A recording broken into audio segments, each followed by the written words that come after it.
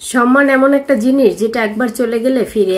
কিছু কিছু মানুষ পোশাক পরলে মনে হয় শরীরের ভিতর জ্বালা ধরে ভাই। দেখলে এদের মন মানসিকতা দেখলে মাথা নষ্ট। শুধু আচার ব্যবহার খারাপ হলেই মানুষ তাকে খারাপ বলে না। কিছু মানুষের পোশাকেও বোঝা যায় যে এই মানুষটা জঘন্য পরিমাণ খারাপ। আসসালামু আলাইকুম রহমতুল্লাহি ওয়া বারাকাতুহু। সবাই কেমন আছেন? আশা করি যে যেখানে আছেন ভালো আছেন এবং সুস্থ আছেন। আল্লাহর আশিস রহমতে আমি অনেকটাই ভালো আছি। চলে আসলাম নতুন আর একটা ভিডিও নিয়ে আপনাদের মাঝে। থাকবেন আমার সাথে। আজকে ইম্পর্টেন্ট কিছু কথা বলবো। যাই হোক, আগে এই কমেন্টটা পড়ি। এই কমেন্টটা কিন্তু আমি আরেক জায়গা থেকে আনছি, একটা উশৃঙ্খল গেঞ্জি প্যান্ট পরা মেয়ের ভিডিও থেকে। মেয়েটাকে আনি নাই কারণ আমি স্ক্রিনে তুললা কারোর ভিডিও করি না, আর কারোর স্ক্রিনে তোলার মতো অধিকার আমি মনে করি কারো নাই।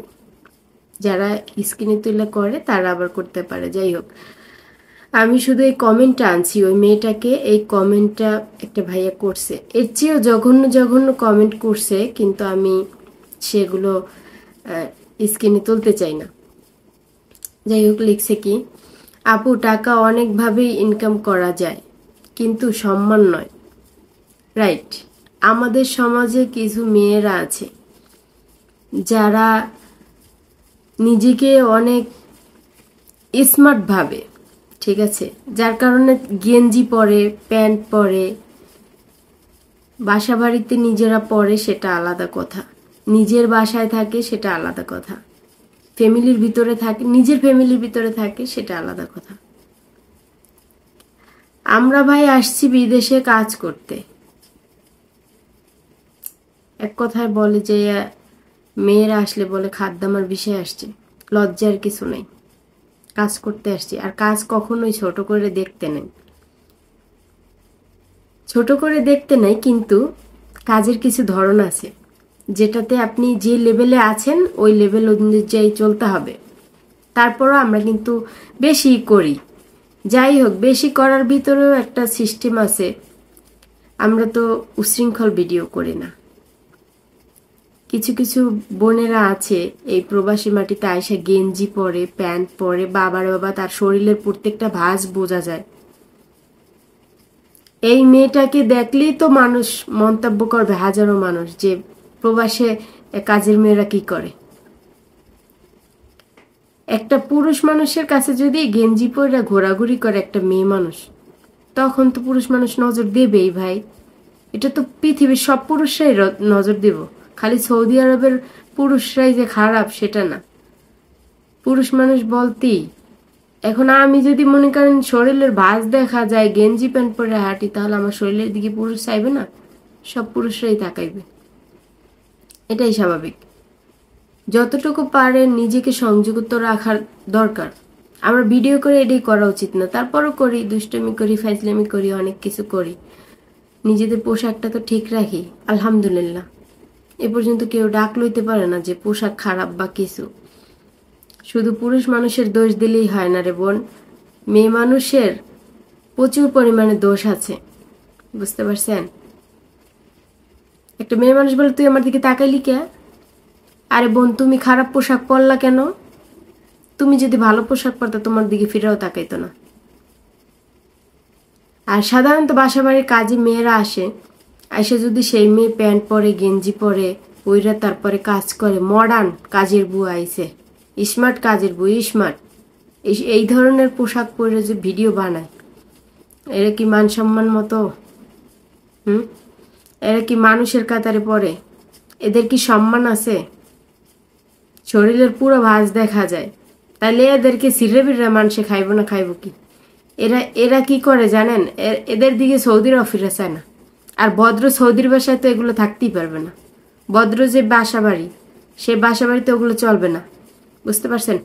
আমারে আপনারা দেখেন, অনেকটা জামায়, অনেকটা মেক্সিতে মনে করেন যে হাতা লাগানো, এই পর্যন্ত, এই থেকে এই পর্যন্ত হাতা লাগানো অন্য কাপড়ের, প্রায়টা ভিডিওতে খেয়াল করবেন, ঠিক আছে? এক কালারের হাতা লাগানো, ঠিক আছে? আমি শর্ট হাতার জামা পরতে পারি না। আমার বাসায় কোনো পুরুষ মানুষ নেই, মেয়ে মানুষ। তারপরে যদি কেউ আইসে পরে, বুড়ি নাতিরা আছে, আত্মীয় স্বজন আছে, এই জন্য আমাকে পড়তে দেয় না। আলহামদুলিল্লাহ, আমি পড়িও না, কারণ নিজের সেফটি সবসময়ের জন্য ভালো। আমি কিন্তু ওই মেশিনে সেলাই করে তারপরে আলাদা কাপড় লাগাইনি, ঠিক আছে। শর্ট হাতার পর্যন্ত পরতে দেয় না। শর্ট জামা আনছি কতগুলা, গোল্ড ড্রেস বানাই আনছি দেশ থেকে, সেই ড্রেসগুলো আমি পরতে পারি নাই। এই মেক্সি পরা লাগবে, যাই হোক এগুলা পরি।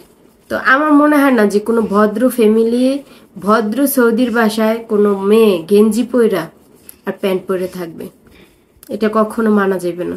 যেমন অসভ্য দুই একটা মালিকও আছে, হ্যাগো দুই কাজের লোকরাও অসভ্যতামি করে চলে। আর এই অসভ্যতামির কারণেই প্রত্যেকটা মাইয়াগো মনে করেন বদনাম, যে প্রত্যেকটা মাইয়েরাই মনে হয় খারাপ কাজ করে।